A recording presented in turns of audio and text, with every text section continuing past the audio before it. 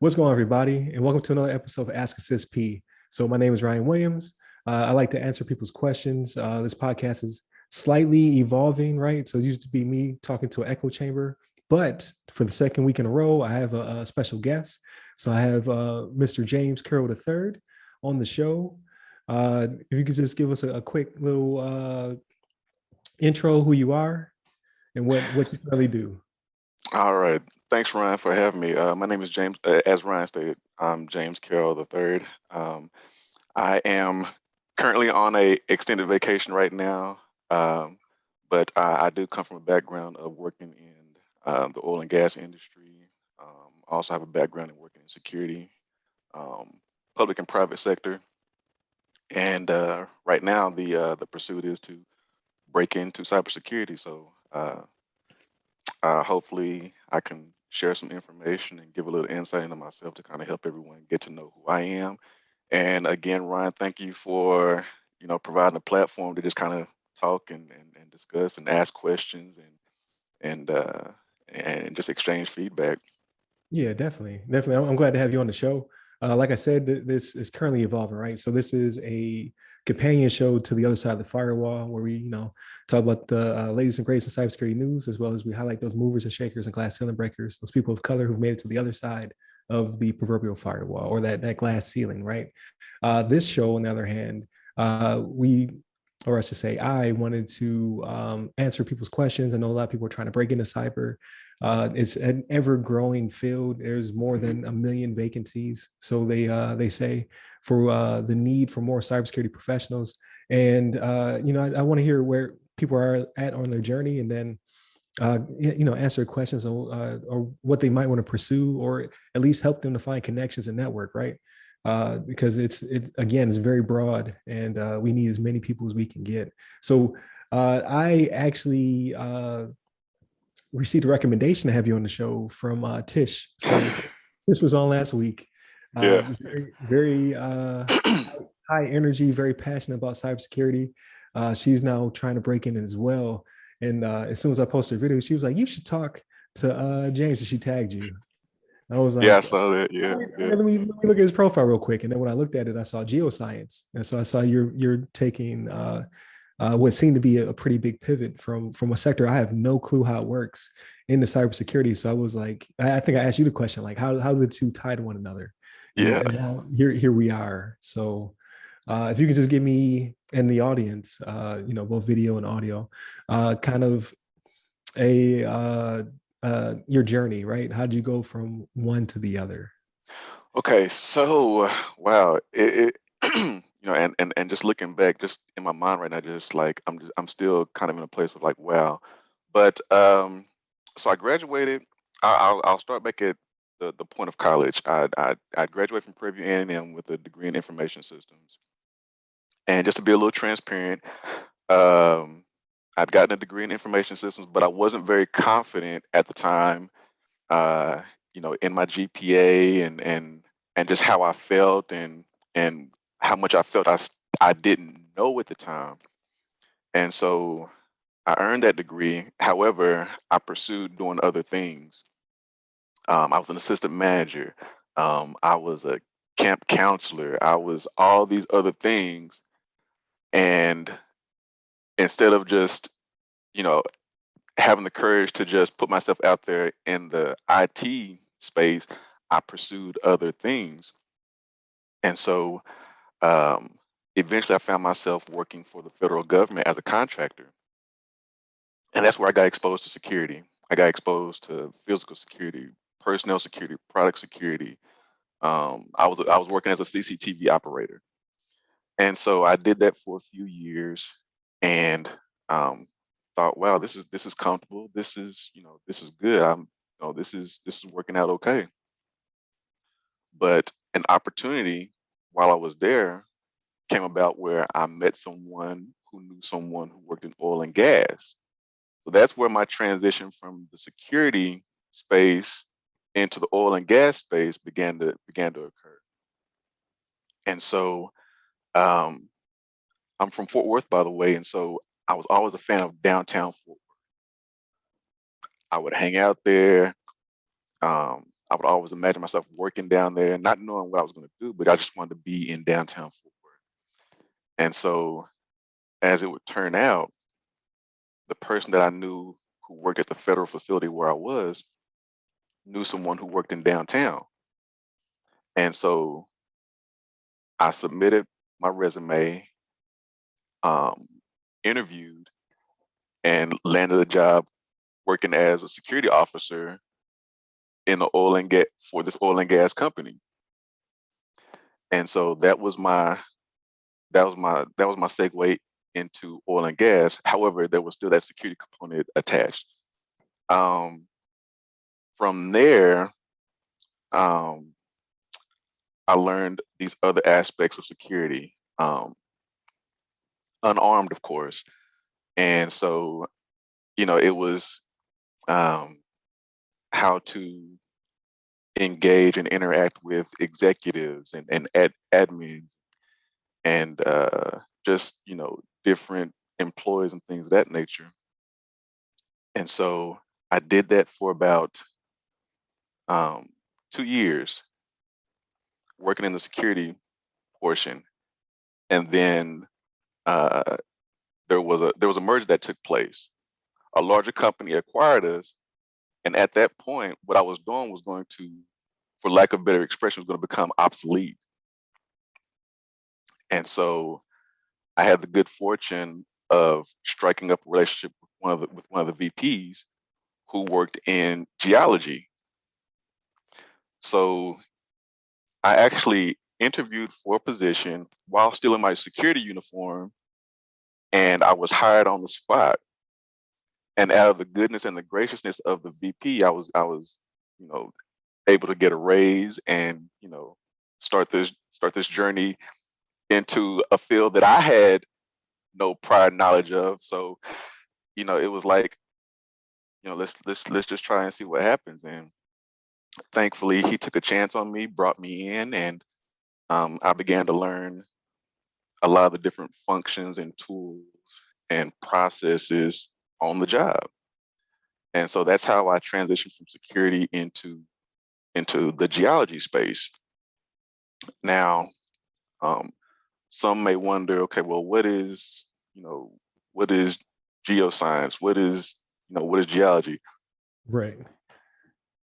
So that's not my background, but let me properly, let me properly give you know what what geoscience is. So geoscience basically is all your natural sciences, all your sciences that have to do with the study of the earth. It could be your earth science, your environmental science. It could be geology. So you have all these different sciences that have to do with the interaction and the study and the behavior of all things that have happened and occurred or currently occurring on the earth. So that's it in a nutshell. Um, but like I said, a lot of what I was doing, I learned it on the job, and so I spent about 12 years uh, in that world, and then as of last year, began what I call my extended vacation. Oil and gas industry took a huge hit with COVID and everything, Right. as we all did in some way, shape, or form. Everyone took a big hit, and so um, during that time off, uh, the question became, okay, what am I going to do now? I'm no longer working in oil and gas. Um, what am I going to do? And so I knew that I needed to educate myself again. I needed to do something productive with my time. And so um, I came across information for a boot camp. It was a cybersecurity boot camp through the University of Texas at Austin. And so it really piqued my interest because, again, I'm coming from this world of security, not necessarily cybersecurity, but I'm coming from this Right. world of security, and I've had different exposures. I've had different flavors of security, but I was always intrigued by computers as well.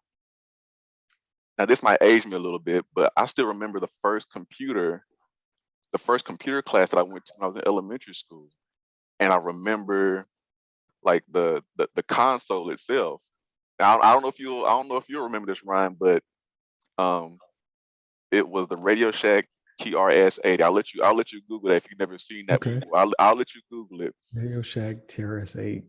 The TRS-80, TRS-80. TRS-80. I want to see. I want to think that I see one in real life. It might be. I'm sure it's in a museum somewhere, the Smithsonian or something. I'm sure. But I was always intrigued by computers. We didn't grow up with a computer in the house, so the only time that I had was at school, Okay. and that's from elementary on up through through high school. There wasn't any computer in home, but there was computers at the school, so there was always that intrigue. And then of course, as I began working, of course, that's time to spend on the computers and things like that. So anyway, fast forward to the boot camp. Um, that's where I began to get, you know, that fire hose exposure to all Right. things cybersecurity, the different tools, um, the different certifications, the different career opportunities, and things like that. Like I had no idea. I knew that IT in and of itself was massive, but I didn't know that Right. Yeah. It's cybersecurity, it's forever expanding. forever expanding. But um, so I spent the next 6 months from December of 2020 to June of 21, um, attending the boot camp and just trying to educate myself and prepare myself and just soak up as much as I could because, like I said, it Gotcha. was a fire hose exposure. Um, Aside from that, um, I began to use my LinkedIn a lot more. I mean, it was encouraged, and so I began to use it more, and I began to kind of reach out and connect with people and meet people and look at some of the things that they were doing. And so I'm doing all these things that I probably wouldn't have done had I not been, you know, had I not become unemployed. Had I still been working in oil and gas and Right. being comfortable, I probably wouldn't have been doing a lot of the things that I'm doing now. But I'm so thankful in that regard. I think sometimes we have to be pushed out of a situation that's comfortable Right. because if we stay where it's comfortable, then it's not going to compel us to do other things or try other things. So it's like I'm so thankful for my journey as weird and as unconventional and as twisting as it has been. Um, but I hope I addressed Yeah. like kind of what you wanted to Definitely. know and everything. Yeah, definitely. So, I mean, your story is very unique. I mean, it still captures a lot of people are coming from all over the place, right? So, like when we talked to Tish last week, she's coming from uh, she was The airlines. airlines, like so pilot, flight attendant, like all the above. And then she made that pivot into cybersecurity. So I've been IT my entire military career, but at one point, I was thinking about doing something different, right? So my undergrad, so my associates is in IT, my undergrad is in social psychology, so totally pivot, right? And then I lucked up and I received a job doing something in cybersecurity, and it kept me in. And then I made that hard pivot back. So now my graduate's in cybersecurity information assurance, with certifications and what have you. So uh, if anything, I think it you bring something unique to the table, right? Uh, in having life experience, like you have people come out straight out of college, like their focus is on nothing but cyber, which is not knocking them. There's nothing wrong with that. Right, Uh, right. but they have a laser beam focus sometimes. But when Hmm. you have people like when I was talking to Tish, like, hey, you have been trained to deal with situations that no one has been trained to deal with, right? You're Absolutely. metal tube 30,000 feet in the air, something goes wrong. Like it gives you a unique perspective. You're probably also really calm under pressure. So Right. there's Oh all yeah. kinds of different things you can do, right? And in your Yeah. case, like you said, you already had an IT background. but then you went into security, CCTV, and all that good stuff, and that all that still ties back into cyber. Like there's a security manager that deals with a lot of that type of stuff. Like physical security comes first, because it doesn't matter how protected your network is. If you don't have ballards up or some kind of perimeter, I'm driving Hmm. straight in that thing. Hmm. Right. Your Yep. server, your ATM, whatever, without the proper physical security. So you have something unique you can bring to the table as well. And then just having the passion. So like you said, things change for you and you had to get out of your comfort zone, and that's growth. So you latched onto something that really interests you, and it kind of coming full circle. So now you're coming back into technology. Absolutely. And I think the other thing that I want to add too is that lack of confidence that I touched on in the beginning when I graduated with my degree from undergrad many moons ago. I think it's the opposite now, and it touches on that full circle because having having endured the boot camp and having all the exposure that I gained from that, and then making the connections and building the network that I now have, and just communicating with people that I haven't even met before, and to get the support from them on different things that I've done or I've completed, or things that nature. Like it's built my confidence, and I think that confidence is still growing. One of the things that I really appreciate, what I really appreciate, what and I'm a huge fan of in this cybersecurity space, is the support. Like this community, like I didn't know this community existed. Granted, no family is perfect, right? Right. But this cybersecurity space, it's been really eye opening. Like to feel that energy and support from total strangers, like it's been immense, and it's been powerful, and it's increasing my confidence. Right. No doubt. So yeah, like the reason that I kind of started the podcast. So it's our timelines almost sync up, right? So I'm currently overseas. I got here in November of last year, so it's been a year now, and I started the podcast because uh, in the military, we're very diverse. Like you're going to see a lot of people, a lot of different situations, and you get lots and lots of experience in things that are vastly different. And then I started looking at, so what I'm going to do when I transition back in the civilian side, I want to do cybersecurity, right? So I started looking into it and I started seeing the numbers. I'm like, oh, it's not very diverse. It's not, there's a lot of opportunity, but there are some like you said, it's not perfect, right? So there are some gatekeepers. Like they do ask you for experience and things of that nature that outstrips reality sometimes. So they're like, hey, we want you to have like 5 years of experience before you take this entry level job. Well, how did I get that? I had, Mhm. I had Yeah, to get an entry level job first, right? Like, yeah. so a lot of that stuff doesn't make sense, and starting to work itself out only because you have huge initiatives coming from, like you said, you received a boot camp where you're at, and those are starting to spring up all over the place. Like there's a huge demand from the industry to get more people in the pipe because there's just not enough people, like just period. So you'll start to see some of that stuff start to slip away. Even though they may say it, you still should apply anyway because they're not going to be able to find that person. Like it doesn't even make logical sense. Right. Um, but with all that being said, I think you definitely bring a unique perspective. We were already connected before Tish recommended you because she recommended you, and I was like, I know that name. Hmm. And I Hmm. wanted to click to connect with you, and I was like, I'm already connected. So Yeah, yeah. So everything worked out. yeah. So I'm definitely glad to have you on the show. But just like I said, Tish, so I've spent a good majority of time asking you questions. So what questions do you have for me? Okay, so um, I guess the one question that comes to mind is simple question, like what book or books are you reading right now that kind of keep you motivated, that kind of help you to kind of stay on the pulse of the things that you're focusing on, or just on the industry, like in general.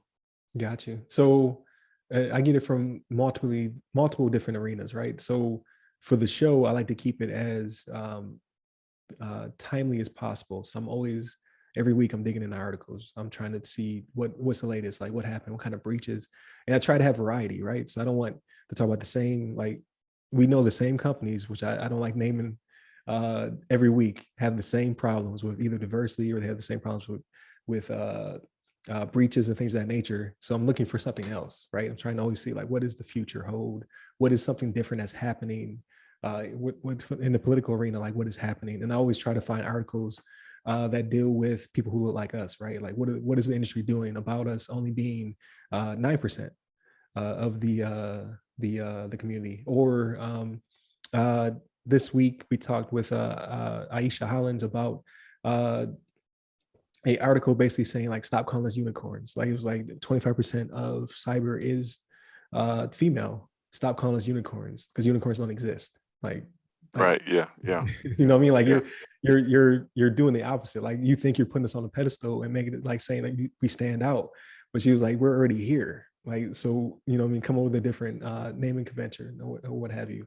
So I always like to stay relevant on the show.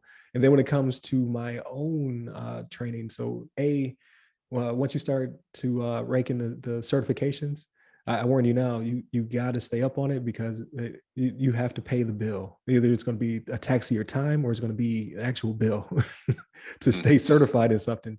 So like with my PMP, it's coming time. Like I'm cranking through different project management. What are they called?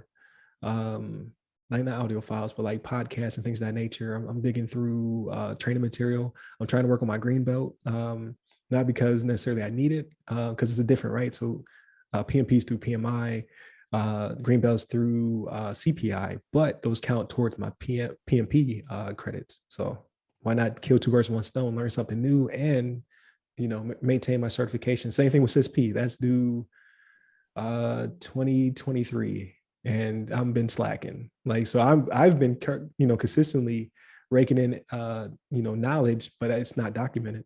So I got to go back through and figure out like what did I learn and what can I tie it to, because you got to pay that tax. And now I'm moving towards cloud, because cloud is my biggest blind spot. So I've been doing IT for almost 20 years on the networking side. So network infrastructure is my bread and butter. That's what the Air Force paid me to do, and continues to pay me to do. And then before I moved over to cybersecurity, which I currently do. So I have all the physical stuff, all the on-premise stuff, but lo and behold, everybody's moving to the cloud. What do I Everybody's know moving about to the the cloud. cloud? You know Yeah. what I mean? Like what do I know about the cloud, and how can I get to a point where I know enough that I can secure it? So that's my next project, right? And that is just something that keeps me interested, because a lot of it is similar, but a lot of it is different, right? So I think it's just having that healthy mix. Like you see people who stay down one lane become experts of it, which is great. The military has kind of taught me to be a jack of all trades.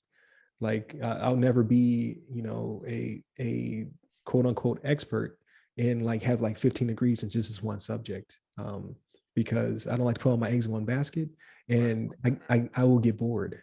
So you know what I mean, like what are these other technologies that I know something of, but you know what I mean, still a blind spot for me, because at the end of the day, you don't know what is going to be available to you.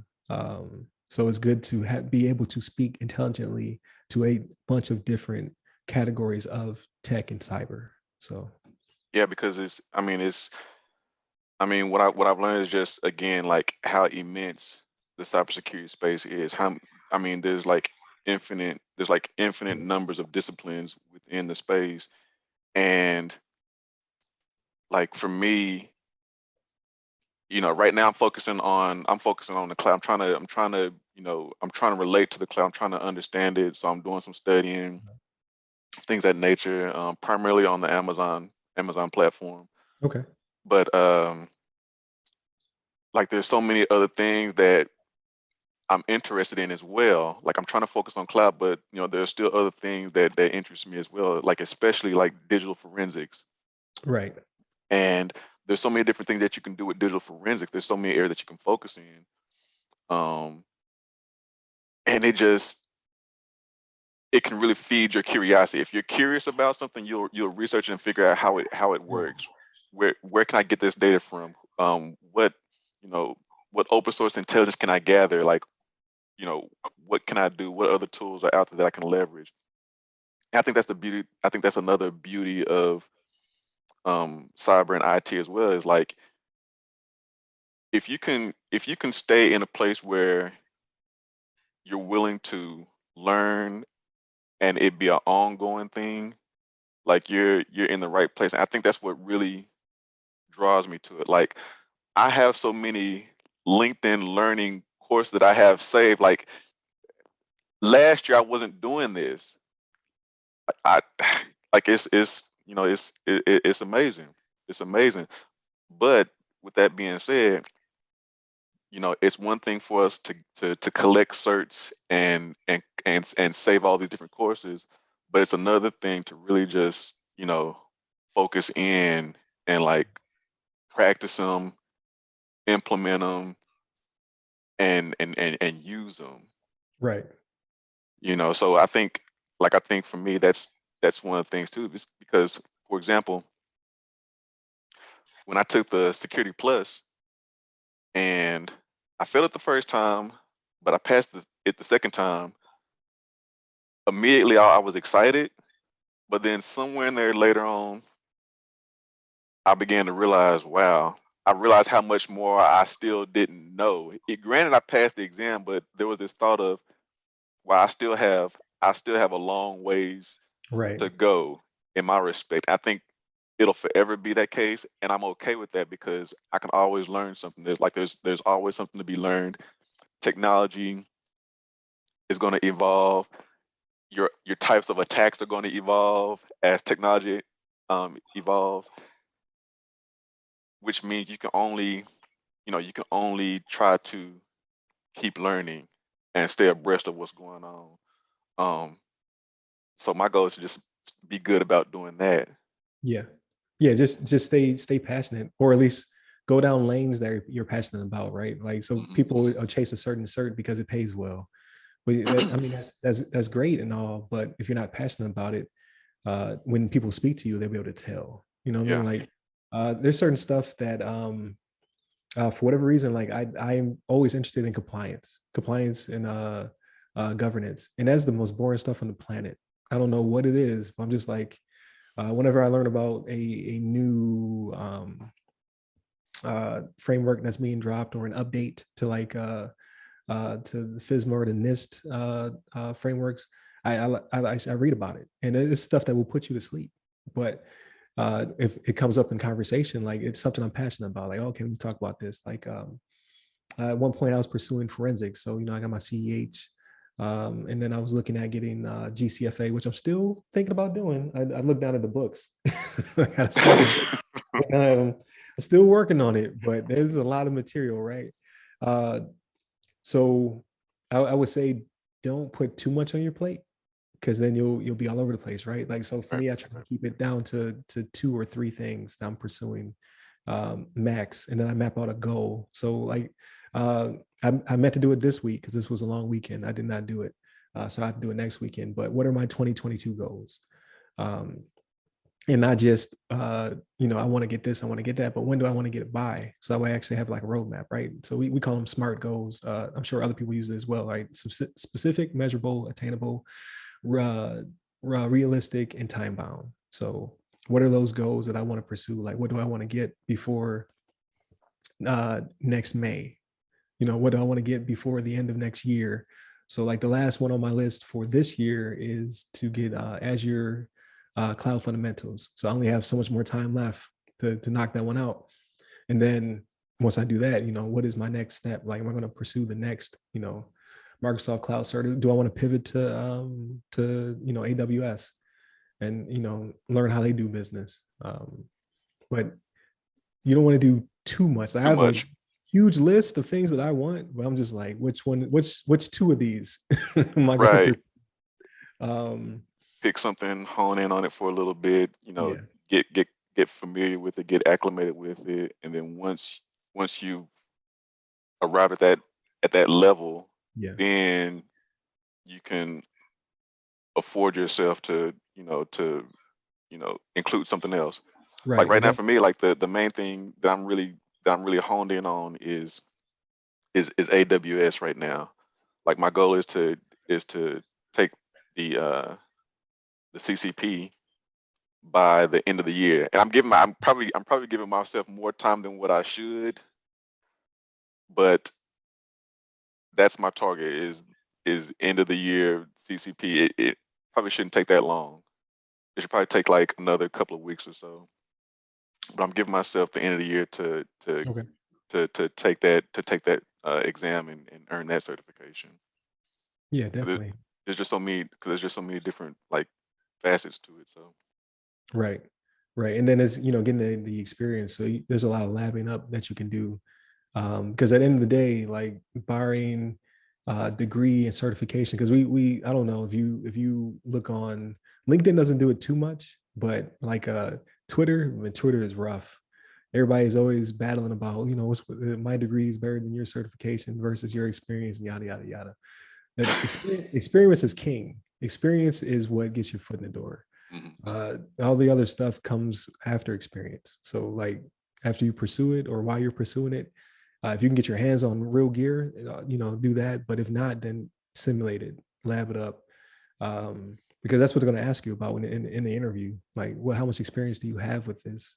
Because they want to know how much OJT they need to give you once you get your foot in the door. Because ultimately they're going to give you some kind of on-job training. Um, that's just the way these things work, right? Every company is slightly different. They do things slightly different. Um, I mean, I worked for McDonald's, Burger King, and Wendy's, right? They were all different when I was in high school. like yeah, you still put the patty on the grill, right? But we all have different procedures on how we do it. And it's the same thing comes with tech. Like every company's going to do it slightly differently. But the more you can bring to the table, like with your life experience, as well as like, okay, I've pivoted hard into this and I have the certification, but I also have hours working with, cloud or what have you. And I can speak to it, like, and they can tell in the interview how passionate you are about it. So to that point, I know what I want to ask you. Um, when you were when you were when you were starting out your career in IT and cybersecurity, Mhm. how much time would you say you spent um, labbing?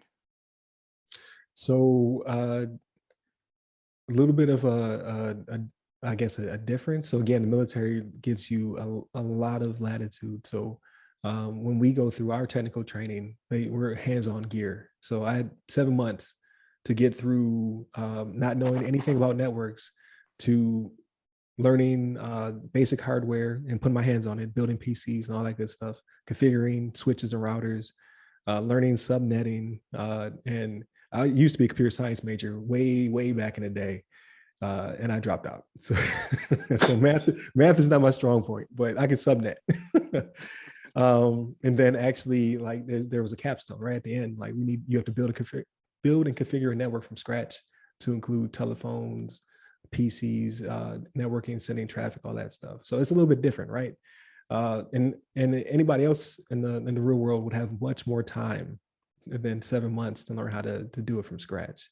But again, it's the benefit of Department of Defense. Like they want you to be able to do everything, and we only have a finite amount of time to do it, but we have plenty of money and bodies to throw at it.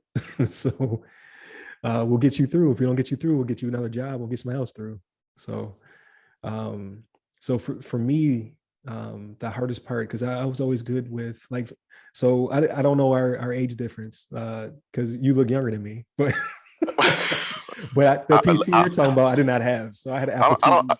look. I don't know if it's a good idea to make my age public. I don't know. I don't want to go through Yeah, the I whole don't, I age don't know. discrimination thing. Like I No, know you and I would be good, but for anyone who might watch it, be like, oh no, he's too old. We can't now. I don't yeah, I'll want to just give them that. say right, like black don't crack. So for me, it was Apple IIe, right? So my aunt had an Apple IIe. She was a school teacher. I used to go over there and play Carmen San Diego on the big floppy disk. And when it Big was not floppy acting right, disk. yeah, when it was not acting right, she would let me take it apart and tinker with it. Because she had a bunch of spare PCs and what have you. So I already kind of had that in me. But when it came to the networking and subnetting and all that stuff, that was all brand new to me. Um, so it took me a while to get there, but just like you, when I was done, I didn't feel like I could do it, but I didn't feel as confident as I felt I should feel. So I went Mhm. back to the books, right? So that's why I pursued um, CCNA, because I had a coworker who had his CCNA when I arrived on station, my first duty station, and he was super sharp. So I was like, I want to be like him. I want to be able to do what he does. So I started pursuing the CCNA, and then that helped me to build and to learn the things that I thought I had gaps on. And then I felt more confident because I didn't just have a CCNA. I felt like I was a CCNA, if that makes sense. I think that's a lot of people. Like you might get the certification, but you're like, but I don't have the time and experience on it, but Mhm. I have the knowledge of it, and it's just a matter of filling those gaps in. And I think maybe having a sense of feeling like you could Yes, truly own what you learned and things like that. yeah, and like I was telling Tish, breaking it, when you break something and then you have to fix it, like that's when you get the most confidence, in my opinion, anyway. I've taken a couple production networks down. Yeah, Not I sure saw if that you- interview. Yeah, that was that was hilarious. and it builds confidence though. Like obviously, I have the latitude to do that. So don't, if you're out there, don't do that if you can help it. But at some point, you're going to do it. It's going to happen, regardless if you're in configuration management, you're in networking. I'm sure it happens in the cloud all the time. But try to break your stuff first, and that way you can quickly rebuild anything that you happen to take down in the real world. So I have plenty of experience on breaking my own network. So Yeah, you know, with that, you now know what to do and what not to do. So no experience is ever lost, right? Like no, there's something that you don't want to happen, but when they do happen, you can take something from it because now you know how to better manage that right. situation. So Yeah. Yeah. So again, like, yeah, lab it up as much as you can, and you will break stuff, and then you will learn from your experience. And then when you do learn something new, the ability to teach. So, like if I can learn it, do it, and then be able to explain it to someone who's never done it before, mhm. then I feel the most confident. Like I think that's the highest level of achievement when it comes to whether it be IT or cybersecurity. Like when you can break it down, like so right now I teach at the collegiate level, but before then, like just being in the military, like that's what you do. So you learn something, you pass it down. You learn something new, you pass it down, or you write a standard operating procedure, or you write a TTP, tactics, techniques, and procedures. Like you are always in the learning and then passing it down phase, because you have to replace, like you have to basically build the next person up in line. Like because what could happen? Like I could have to go somewhere, have to deploy. God Mhm. forbid something were to happen to me. Like I need to make sure the next person's able to do it. And then that just followed me through to now where I teach. So I had somebody in my class. She was a psychology major, had nothing to do with IT, and I was teaching a IT fundamentals class, and I would just have to change the way I pursued uh, the agenda, because like the people who had IT experience would absorb it quickly, but in her case, she was very intelligent, but she's just not techie. So I had to be able to make it more practical. And I think if you could do that, that's like when you see the light bulb turn on and somebody learns something new, you're just like, yeah, I got it. Like Yeah, I understand what I'm trying to teach, because they now understand what I taught them. yeah. There's that factor of just being able to find a way to relate to information, and if you can relate to information, then now you then have a tool that you can use to help someone else learn how to relate to information. Yeah.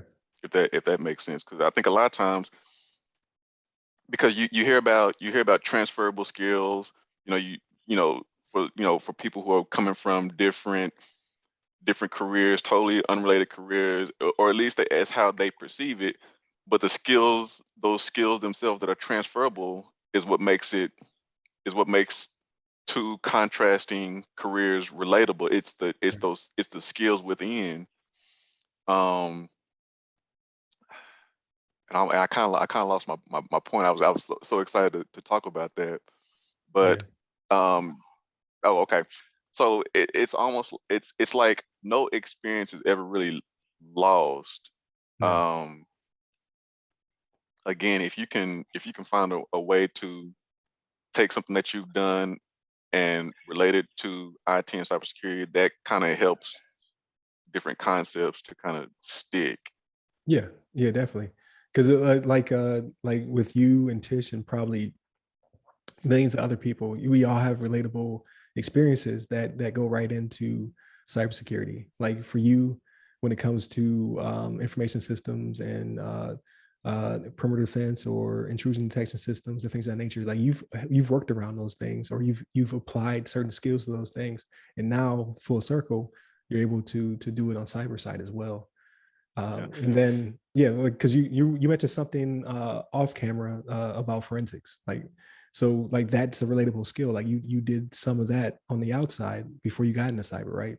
Now that's Actually, something you could so pursue. so I actually let me kind of rewind back. Like at the time that I was working in the federal government as a contractor, I probably didn't even it probably didn't dawn on me that I was doing things that were relatable or even discussed in the cybersecurity space, because during that time, as far as I was concerned, I wasn't working in a cybersecurity space. However, I was doing things that I later discovered were actually affiliated and talked about and are ongoing in the cybersecurity space, even though it was in this environment of the federal government and being a CCTV operator. Like I think that was the other thing that was kind of encouraging about it. Like maybe perhaps I was doing things at the time, not knowing that the cybersecurity space incorporated those things. Yeah, definitely. And with you actually working for the federal government, like it might be something you might want to look into when it comes to job entry. So like when I was talking to Tish, like 8570 is like the holy grail, right? Like in order to touch a DoD network, you have to have 8570 qualifications. So your tier ones are your ITF plus, your net plus, your A plus. Your tier twos are your Sec plus, your CYSA, your CCNA security. Your tier threes are like your CISSPs and CISM and all that good stuff as well. So you already have a certification. You already have previous federal experience. It may be something you want to look into, like either through Glassdoor or through LinkedIn Jobs. Just type in your social and then, or not social, type in your zip code. There you go. Type in your zip code and 8570, and you'll see stuff pop up for companies that require the certification in order to do the work they do with the government. Mhm. So you already have a leg up on some people. So another question: Do you do you have any interests that aren't necessarily IT interests, but they are like hobbies or things outside of your world of IT that you do that you still feel tie into the IT space for you? Like, So a lot of them are like one-to-one correlations because I've been so enveloped in cyber for so long, right? So like podcasting can be done without cyber, but my podcast has everything to do with cyber. But I enjoy it. Like I like talking to people. I like networking. I'm pretty introverted outside of this, but like I love this uh because it's like talking about somebody about sports to me. Like that's how it feels. Like I'm a big Bills fan, right? So I'm from Buffalo. I'm a big Bills fan. Like you want to talk about Bills, talk about the Bills. But this also feels very similar. Like, okay, you want to talk about certain certifications or certain domains. Like I feel that passion about it. I play video games. Been playing since I can remember, like Carmen San Diego and the Apple IIe or Mavis mhm, Beacon. You know what I mhm, mean? Like mhm. um, I'm trying to think outside of cyber. I work out a lot, so every day I'm trying to do something with strength and in running. So I run almost every single day. I try to put in a good 40, 50, sometimes 60 miles a month, because it helps me clear my head, right? I can think about anything else while I'm on that treadmill. uh, but usually there's a TV up, right? Because I'm running indoors, so I'm usually watching something that they're playing on TV. But I like get burn that energy before work. I'm trying to think. I read a lot of sci-fi, so or listen. So I say read, but I usually listen to audiobooks. But like sci-fi is my thing. Right now, I'm listening to Stephen King's The Institute. It's got my interest, so I've been listening to that. Watching a bunch of like Picard is one of my shows. Is my jam on Paramount Plus or whatever. And then there's a couple on Apple Foundation and Invasion. So I like Oh yeah, sci-fi horror. Invasion's Yeah, good. Yeah, yeah. yeah. So a lot of that type of stuff. Anything Marvel, I'm down for. So I'll watch all that stuff. Oh yeah, Um, yeah. You gotta watch Shang-Chi. You gotta watch that. I did, yeah, Oh yeah. man, yeah, yeah. Because so I'm on. I work on a base. I live on a base, I should say. So like there's a theater. So I actually got to see it in theater while I was here, which was great. Um, So just regular old nerd, man. Anime, video games, comics. Well, I was asking that question because I don't know if you've experienced this, but for me, ever since, like I said, ever since doing the boot camp and thereafter, it's like I kind of look at certain things a little differently. Like Gotcha. if there's a movie that has a scene where someone's trying to you know Right. uh crack some code, or they're actually in the process of encrypting some code, it's like when you see scenes like that, Yeah. you kind of look at them Yeah. It's like differently. sometimes it's like nails on chalkboard. Like try watching Hackers. Like you remember watching Hackers? Like try watching it now. You're like, I like don't I even like I went understand. like I went all the way back. I was watching I remember watching was it war it was War Games. War games. Yeah. Yeah. And it's like I was so I was so fascinated by it because at the time we're talking like the 80s, right? Yeah. So it's like the technology that was being used at that time was like at the time it was like the state of the art, you know, Yeah. thing to use. And it's just fascinating because it's not state of the art now. Like it's absolutely like obsolete pretty much. Yeah. Technology has evolved, but so it's like I just find myself like looking at certain things different, like scenes where there's programming involved or espionage is happening. It's like, okay, what technologies are they using? Like, what's the storyline? Like, I find myself watching those kinds of little things a little differently. And then like now, it's almost as if I'm not if I'm not watching something that can remotely teach me, then it just feels like a waste of time. Oh, I see what you're saying. That comes with the passion. So you're drawn to things that you're passionate about. So like cyber is like your that's your baby right now, right? So you're always Hmm. gonna be driven towards that in some regard, which is good. Uh I would say over time it won't not be your passion, but you will find things to get you out of that mindset. So you don't feel like it's consuming all of your time. So that will come, but that won't be for years. Because there's uh like an anxiousness. It's like if I'm not in front of the computer trying to figure out how to make sense of something, if I'm doing something else, if I'm trying to sit and watch TV, like it doesn't have the same feel because in the back of my mind I'm thinking, man, let me go. I want to go figure out how to. I want Yeah. to figure out GitHub. Like I want to figure out how to better manage my repositories. Maybe Right. I need to build. You know, I need to work on my Python. Like I'm thinking about those things in the back of my head. If I'm doing something else that's just not Yeah. worth my time, I'm thinking about how I could be spending my time doing this, this, and this. That's kind Right. of how my mind's been working here lately. It's like if I'm not learning something that's worthwhile, and I'm not doing something that's just not worthwhile, that which I am doing is just it's even it's even more less significant, Right, if that right. makes So sense. I would warn you, like nothing wrong with that. Uh, you have to sometimes disengage only because, like nowadays, I feel guilt sometimes when I'm not studying or learning something new. So like it's like, okay, let me enjoy this PS5 I just bought my son. Sit here and play this video game, and then like you're 20 minutes into it, you're just like, I should be studying something.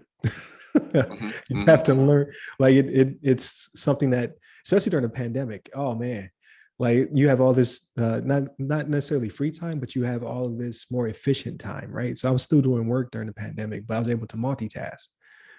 So I'm doing work, I'm attending meetings, but I can also have another screen up and I can study, and then now Hmm. I'm right back into it. Hmm. But Hmm. when do you disengage? You just have to find some time to do that as well. Like my thing is the treadmill. Like every morning, like I don't care what is going on. I don't care if I wake up late. But Hmm. like now I need to hurry up and get on the treadmill, just so I can burn some of the energy off before I get to the through the door. Because when I was back in the States, that was the commute. So I'd have an hour and a half commute back home. That's how I disengaged. That gave me time to unwind from the 8, 9 hours of work I had to deal with to when I got home, so I can enjoy time with my family. It was that car ride. But again, I had to make myself listen to audiobooks because I would like, now I'm listening to this podcast about something like whether it be cloud or PMP or something like that. But I'm like, no, that's me still studying. And let me Hmm. listen to the Stephen King book real quick so I can disengage. Just for an hour, get that time back. Hmm. Um, is there anything that still is there anything that still overwhelms you from a IT cybersecurity perspective, even though you have a wealth of experiences and educations? Mhm. Is there still anything, or has there ever been anything that was still just overwhelming to you in any way, shape, or form? And if so, So how did you kind of work through that? got you. So it kind of goes back to what you were saying. Like after you finish your security plus, you now had awareness, right? You can see a little bit further. You can see how much you don't know. That great expanse of just the void you need to fill with information. Because cybersecurity is ever expanding. There's always going to be something new. I get that sometimes. It's like staring into the abyss. You're like, the more I'm aware of what I do know, the more I know I'm trying to figure out how to say it. The more awareness I begin to have, the more I know what I don't know.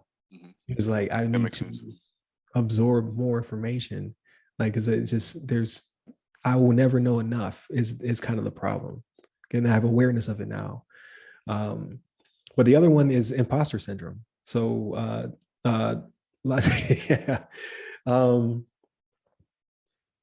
like this helps me, like having this conversation, like talking to you, and not to be boastful or to brag on myself, but just to let some of it out, like anything I can share with you. And then again, it's like that teachable moment, right? Like I may be able to just say something that you didn't think about, or a different perspective that you're not looking at, and I see the light bulb cut on, right? That makes me feel better, not in a gloating type of way, but just like, Right. okay, I do know something. Right. Right. Like whether it be the experience or the book knowledge or what have you. Like I get a lot of that out of my system through networking, through LinkedIn, through the podcast. It makes me feel better about what I do know, knowing that I don't know everything. Hmm. Like you Hmm. could easily come on the show and stump me, and I'd be like, you know Hmm. what, it's a complete blind spot. I don't know how that works, but we can kind of talk through it, and then we can get to some level of resolution to kind of getting you the answer you're looking for. But when I nail it, I'm just like, you know what? All right, today was a good day. Hmm. Hmm. Hmm. But yeah, Yeah, I that mean, imposter syndrome is always going to be there, though. It's just it's just part of it. Like the reason why the reason why I asked that, because someone like me who is still in his infancy, you know, as it pertains to trying to move into actually working and functioning officially in the cybersecurity space. Right. Like I just wonder what are some of the thoughts of someone who I would consider being a seasoned professional, if you still have some of those thoughts, or or do you still encounter like those brief moments of where there are still some things that are overwhelming for you, Yeah. and how do you work through it? Yeah. Yeah. Exactly. I mean, I think that's with every career field, right? Like sometimes I'll come to a room and people say something, I have no clue what they're talking about. I'm just like, that acronym didn't hit quite right. You know what I mean? Like, so uh you I for me, I'm humble about it. Like, hey, I don't know exactly what that is. Can you explain it to me? Some people will try to learn through context. I try it sometimes, but if I'm not getting it, hey, I need to ask you questions, because like I would be more mortified by trying to sound smart Hmm. and coming off dumb Hmm. than just admitting like, hey, I'm not quite grasping what you're putting down. And then typically when they break it down, then I'm like, oh, okay, that's similar to this, or that's like that, or oh, I never caught it that before. Because there's every acronym has 3-4 meanings. So you run into somebody who will be talking about something totally different. You'd be like, I'm not tracking what you're saying. Hmm. Like Hmm. that is not how I use that acronym.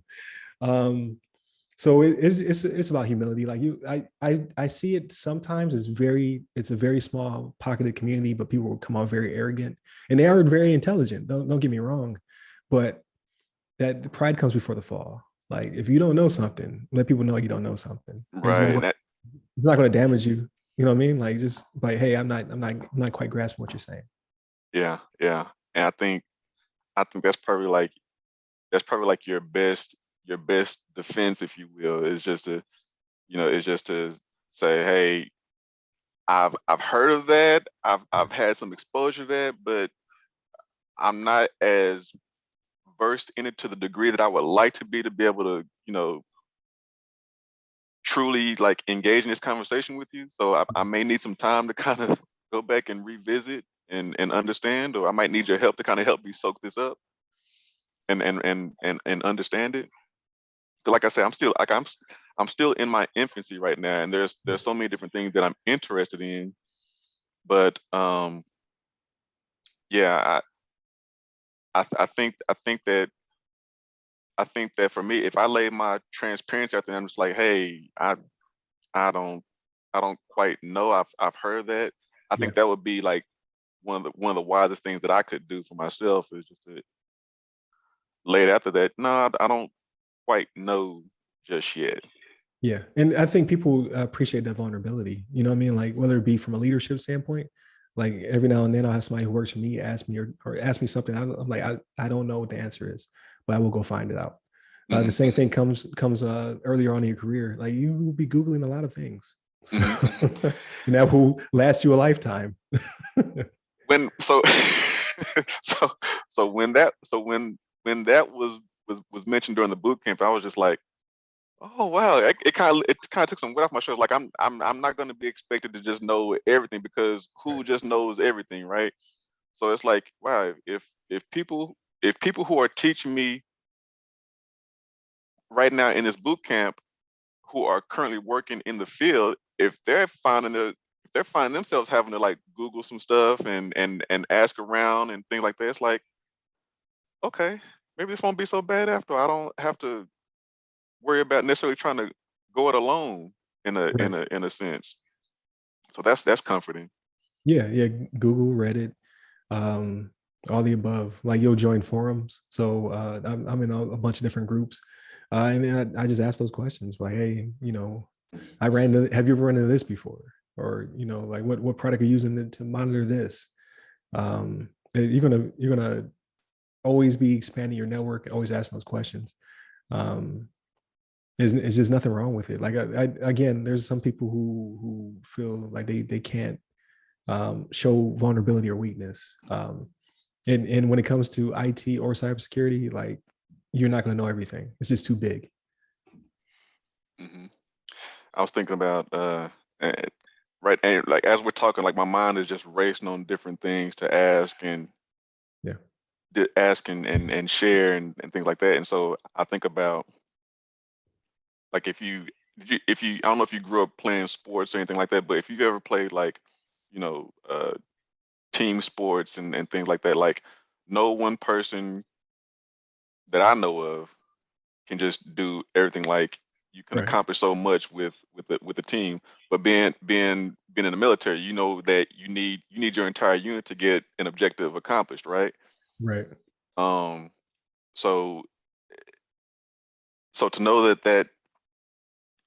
that similar um philosophy exists in cybersecurity as well, like that's also helpful because no, like there's too much information for any one person, you know, Right. to know. So to be able to go to someone and say, hey, like I don't know about this. I don't know how to quite, you know, handle this situation. What do you think? You know, that's also comforting. Yeah, yeah, definitely. You still do your research and whatnot, which you can, but there's only so much you can sometimes gather from Google. Like sometimes you will hit something, you'll be the first one to ask that question. You'll be Mhm. like, no one's asked this before. But then you have to rely on your SMEs, or who are just people who just have more experience than you. They've been doing it for longer.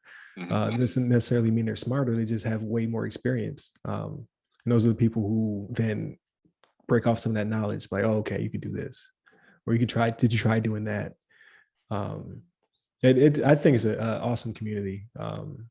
Like especially with the expansion, because you have so many different people coming from so many different backgrounds now. Like just the amount of information sharing is just crazy right now. If you could give yourself, I know the advice that I know the advice that I would give myself, given all that I've experienced up to this point. But what advice would you give yourself if you could go back to like any age of your younger self? Like, Okay. what advice would you give? Man, because I kind of want to change anything, be honest with you, because I've Mhm. been blessed beyond like when you look back on the different steps, like the things you wanted to do, and you just couldn't figure out why you couldn't do them. Like you felt defeated, and then you look at where you're at now, and you're like, oh, that was a life lesson. I learned something there. I had that throughout my entire career because I mean I could have got out years ago and gone the psychology route, but I don't think I would be as fulfilled as I am now. Or if I gotten out, I would have missed out. Like over the past 3 years, I've been to 7 different countries and got to live in the two of them, three of them. Like, I'm in my third country now, and I gotten out 10 years ago. It would never happen, right? Mhm. But if I had to do anything, I would say I would tell myself to be more disciplined when it came to math. Um, it's something I hated since forever, since timetables. uh, and it doesn't it as an adult and where I'm at right now, it doesn't make sense to me. Like it's something that like there's only one right answer. All you gotta do is just learn the formula and get to the right answer. But I fought it so hard growing up that I felt as though it closed a lot of doors for me. So like not a computer science major anymore, which I think is a good thing because I want to know where I'm at. But there's a few other things that like programs and things like that I could not apply for because my math scores were so atrocious. And I look back now and I was like, if I had just put more time in middle school and high school, like how much could I have learned? How much more disciplined would I have been when I got to the point I am now? But again, I'll be changing things. So that's the thing. That's the crazy thing, right? I think I'm supposed to be where I'm at right now. And the only way to get there would be to go on the path that I went. Because I had like when I was in middle school, I wanted to be architect. You know what I Mm. mean? Like that's a huge departure from where I'm at right now. And it's thankfully because of the major I shouldn't have been in, enlisting, sticking with it for almost 2 decades, and now I'm here. Now I feel really um, confident, not comfortable, because like you alluded to before, like if like that's I want to be uncomfortable. I want that growth. That's where you get growth at is when you're uncomfortable. So I'm I jumped on this podcast and I started pursuing different certifications, and now I'm going through some entrepreneur classes because that makes me feel uncomfortable. Like working for somebody else, that's cool. If they fail, I find another job. You know what I mean? If I start my own business and that fails, I got a problem. that, Yeah, yeah, yeah, that makes me uncomfortable. So, you know what I mean? I'm trying to learn as much as I can to see if that's even a viable thing in the future. yeah.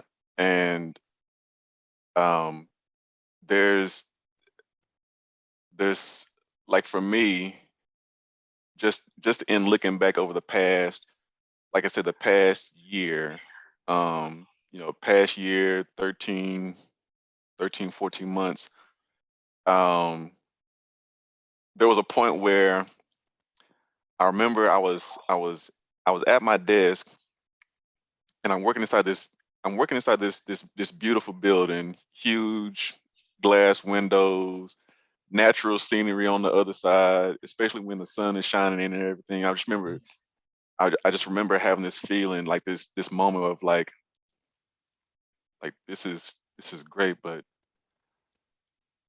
if I'm being honest with myself, and I'm kind of talking in my head right now. Right. It's like if I'm being honest with myself, can I see myself like retiring from this place? And I couldn't see my future in that place. And it's so interesting because, and it's nothing against the organization that was working for. It's nothing Right. against them, but it's just like me just taking in a self-evaluation of where I am and kind of where my mind envisions me being, beyond this. Right. And it was such a strange, I guess I shouldn't say strange, it was just how things unfolded in the months after that. And sometimes a situation beyond what you know has to push you out. Yeah. It has to push you out and make you uncomfortable. Because like I said, had I not, you know, had I not um had I not been put in a position to where I either choose to stay under these circumstances or I volunteer to resign, which was a whole new experience for me. Like I'd never faced that before. But it was a gift in the sense of it put me in a place to force myself to learn something different. And so I'm thankful for that discomfort, because that discomfort, ultimately led me to, be invited to come on and talk on a podcast. It's allowed me to be curious about learning different things about cybersecurity. It's allowed me to network and build connections with different people. Um, and it's not something that I can, I'm thankful for it. I'm Right. thankful for it. Sometimes we need that discomfort. We need that unfortunate turn in circumstances to get us to where we need to be. And then at the end of the day, wherever we are, it's still up to us to do our part to make certain things happen to an extent. There's things that we can do, that we can control, and then there's things that we have to be aware of that we can't control. Yeah. But what do we focus on? We focus on the things that we can do, you know, and let everything else take care of itself. Yeah, definitely. So yeah, I wholeheartedly agree with you. And luckily it brought you, here. Like now you Hmm. got a new passion. You got something to look forward to every day because you're going to be learning something new every day. That's also awesome about it. Like I literally learn something new every day, whether it be through actual work or through study or just even just reading. Like okay, I didn't even know you could do that. Like especially with all the attacks that have recently been happening. Like I didn't even know you could do that. That's something I gotta look out for now. Yeah, it was like a I think at the time that I was in my boot camp, it was like a historical time to be in a boot camp because like while we're while we're studying and learning about cybersecurity, like I remember like the solar winds attack like happened. It Yeah. was like, wow, this is like perfect time. And like we're sitting here like, in the very early stages of learning about cybersecurity, and here it is, an actual real life event Yeah. occurs. And then like what back in May, we had the Colonial Pipeline. Hmm. I mean, and that was right here. That was here in Houston. Like that was huge. Like, Right. so there's you know real use cases going on right there, like right there before your eyes as you're trying to learn about the space of cybersecurity. Yeah. Yeah. And you have the awareness to actually understand what's happening as well. You know what I mean? Like, so it flew over a lot of people's heads because it's not their thing. Like, so they're just wondering why they can't get gas. Like, you know what I mean? You get gas for what? Or you know what I mean? Like now there's a chip shortage and all that stuff because of the pandemic. Like you don't necessarily correlate the two, right? Like, so why can't I get a PS5? Hmm. Well, because of all this stuff, because of a virus. You're like, really? Hmm. Hmm. So I mean, it is a crazy time to be to be like you say. You call it your infancy. I don't see it that way. I think you're far beyond what you believe you are. But you are new to the game, so it is a great time for you to be in it and getting those experiences because you have people who've been in it for decades scratching their head like I didn't even know that was possible. Hmm. Hmm. But here it is. It's happened to us. So now you have to think like, what does the future look like? And that changes training pipelines. So like this person who is far beyond now has to figure out ways to train people who are starting out. like like this is how the game has changed now. This is what you need to be on the lookout for. So again, ever evolving. So, um, do you have any particular people that you stay in contact with who where it's kind of like a iron sharpens iron kind of relationship? Like, do you have any like a handful of people or that person like that you have that professional camaraderie with that kind of helps you to guys to that kind of helps you in your career? Yeah. Yeah, definitely. Like, so, being in the military, like you always have extended family, right? So you have people you meet. It could be like for a short period of time or a long period of time, whatever. But the military will find a way to break you apart. So you have to stay in contact with that person. When you come back together, it's like you never left. Um, uh, for me right now, it's definitely Shannon Levon, my co-host, which we're in all different time zones, right? Like they're back in the States. One is on the West Coast, the other one's in Mountain Time. I think it's Mountain Time. Um, we met in Virginia a decade ago, right? Mm, So we like those were the people I reached out to first when I wanted to do the podcast. I was like, you know what, this is an idea I have. I'm currently in quarantine because I travel from overseas. I travel from stateside overseas. I'm lose my mind in this hotel room. Let me call them up and see if they have time to talk to me. And then that's what the podcast was born out of. When it comes to business and moves like that, I have Jeffrey Lodick. He's also from Buffalo, but I met him in the military 5, 6 years ago. Like phenomenal dude. I find myself using his quotes all the time. He's most a motivational speaker. He's Army, I'm Air Force. So so like the different mindsets come into play all the time. Like he's somebody I look up to and I mm, continuously ask questions. Like, I'm thinking about making this move. I'm thinking about doing this with the podcast. I'm thinking about doing that. He's always like 15 steps ahead. Like he's always doing something great. So as somebody I'm you know, I don't like to say chasing, but I see him making moves. And I'm like, I want to go in that direction.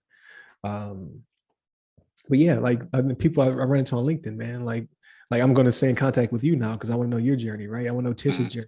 mm, Like I want to see what moves you guys are making. Or on the other side of the firewall, I have Chelsea Pierre. She's an entrepreneur. I have Aisha Holland. She's an entrepreneur. Gabe Davis, he works for CISA and he's doing phenomenal big things, right? So I keep in touch with all these people, and I think it helps balance me out.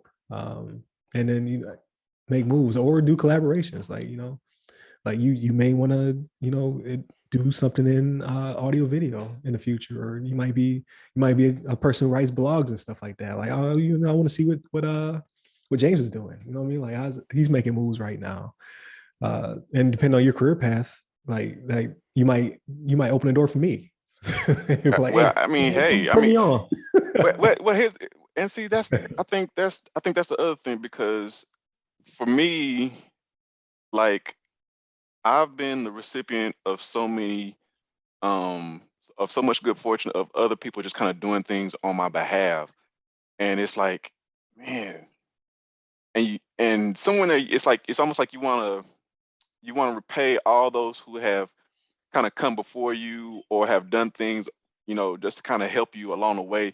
Like you kind of want to just do it like on this, you want to do something on this big scale to kind of pay it forward. Like a like I wrote about a buddy of mine who paid it forward on my behalf to kind of help me. I shouldn't even say kinda, but he paid it forward on my behalf, which financially it allowed me to retake the exam, the Security Plus. Okay. And that was huge for me. Like I know for me, like I'll never be able to say I've accomplished things and done things by myself. Like I had to have that coach to show me how to work out. I had to have that teacher to educate me on the fundamentals of reading, writing, and arithmetic. I had to have um, that coworker that showed me how to do this. I had to have that manager who gave me this feedback. Like all those things contribute to the development of who I am and where I am and where I want to go. So it's to be able to pay it forward in some regard. Like that's huge. Um, and like I said, I've just been the recipient of like so many different people giving me chances, giving me feedback, um, showing me how to do certain things, Right. different things. And that includes, family, friends, past coworkers, total strangers. Like it's huge. It's huge, and I've just been fortunate. I've just been fortunate, and I continue to be fortunate. So Yeah. No, that's good. That's good that you recognize it, right? Because some people are like, "Yeah, I did it. I did this. Pull myself up by my bootstraps." You be like, no one helped you. No one motivated you. Like, nah, I someone did it some, myself. some someone Like, had to make those boots. I mean, right. So that's good that you recognize it, man. 'Cause that's for everybody, right? yeah, Everybody, yeah, someone's helping you, right? So like my big support systems, obviously my family, my wife and kids, but then my extended family, right? So I got hundreds of people I've met throughout the military where I run into them again, on LinkedIn or assignments and stuff like that. And you're like, oh yeah, I remember, such like we were on this team together, we did this together, we did this project together. Um, we're always helping each other. Like as long as you keep that mentality moving forward, I think you do phenomenal. Maybe you want to stay away from Twitter then. like the only It the only the only gets kind of social media toxic in yeah, there. the only social media I have right now is LinkedIn. And it's like that's where my time is spent. And then LinkedIn is by far the most positive out of all of them. So I definitely say continue to stay in that one, and then just talk to people. Like Yeah, just hit them up, and you'd be surprised. Like some people want to sell you stuff that happens. You're like, I don't want to buy nothing. yeah. I just go delete. I Yeah. don't know that person. Yeah, but the majority of people just want to have a conversation, find out what you do, how you do it, and then maybe you can use it in network, right? Push and pull type situation. So Yeah, it's like there's like there's people that I've exchanged number with that I still need to give a call just to have a conversation with them. yeah, And like is I think one of the other things is like when someone reaches out to me because they've seen a post where I referenced passing the Security Plus, and then they'll reach out to me to ask me just tips, like or advice, or just my thoughts. It's like really, I'm yeah, I'm glad you thought enough of me to even ask me. Like I'm just starting out. But Yeah, but but climb that also, ladder then. yeah. And so, like I appreciate that. Because my ultimate goal, or the main thing I really just care about, is I just want to be helpful. Yeah, If I can be helpful, that's like that makes it all the better. So when people reach out to me to get my advice, what tools did you use? What resources do you recommend? How did you study? How do you feel about the exam? And just little simple things like that. Just being yeah, able to engage someone because someone thought enough of me to even ask me. Like that's a lot of fun. It's a lot of fun. It's meaningful. It means a lot. right. Yeah, definitely. So just keep that up. I'm telling you, it's gonna take you far. Like you will definitely be surprised or not. You know what I mean? Like, because you said like you have awareness that people have helped you. You've helped people. So it's the same thing. You just need to like well, not that you need to broaden your network, but you will through by being a member of LinkedIn, you will broaden your network. People will reach out to you, like you said, because you're moving, you've moved up several rungs of that ladder, right? So there's somebody behind you who is Hmm just like, how'd you get up there? hmm Well, Like, hey, I don't let me tell you what I did. This may not work for you, but let me share with you what I did. Yeah. right. So yeah, no, that's phenomenal. So any other questions? Um, I can't think of anything right off the top. Um, That's fine. I know I want to give a quick shout out to Tish. I want to shout her out Yeah. on my interview segment. I want to shout her out for referencing me to you, and then I want to just say thank you for having me on. Like I'm so excited to talk. I was so nervous to talk to you. Not necessarily to you, but just to be on the podcast. Yeah. But at the same time, I'm thankful because I'm thankful that you have this platform where you can help people and allow people to kind of talk about themselves, talk about their journey, and Yeah. just be a part of what you're doing. And then hopefully, it's able to help somebody else and like which is the goal at the end of the day, right? So, Definitely. Yeah. so thank you for having me. Yeah, definitely. No, thank you for coming, man. And same thing. So shout out to Tish. Like it was because of her non-question. Like uh she was like, I forget how we connected. I think she reached out to me. And I was like, yeah, ask me a question. She was like, no, I want a conversation. So and that's where this came from, Yeah, right? yeah. 'Cause it felt like something was missing from the show. Like people would send me questions and I'm just talking to the void. You don't get hmm that connection. I don't see that light bulb cut on. You know what I mean? Yeah. But I do like this a lot better. And now it's from both ends. So the other side of the firewall, for those of you who listen to that show, we get people who are already in those C-suite, senior level positions. Like that's me. Like, what did you do to get up there?